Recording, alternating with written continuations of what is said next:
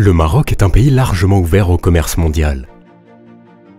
Des accords de libre-échange signés avec des pays de toutes les régions du monde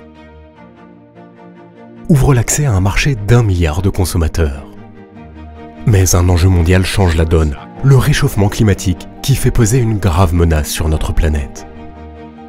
L'environnement, la santé et la sécurité sont des enjeux que le Maroc a pris en compte dans sa politique de commerce international. Comment ?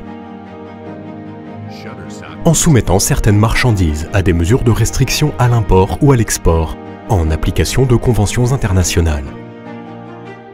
4 types de produits sont concernés par ces mesures.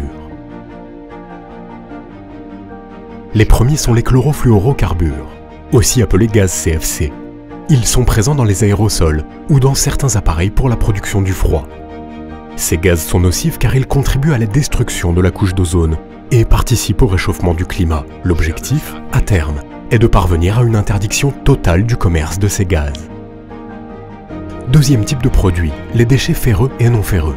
L'import et l'export de ces produits sont restreints et contrôlés en application de la Convention de Bâle. Le recyclage de ces déchets est positif pour l'économie du Maroc et pour l'écologie. Troisième catégorie de produits, les déchets plastiques. Leur exportation est fortement limitée. L'objectif est de favoriser le recyclage et la valorisation de ces déchets au Maroc.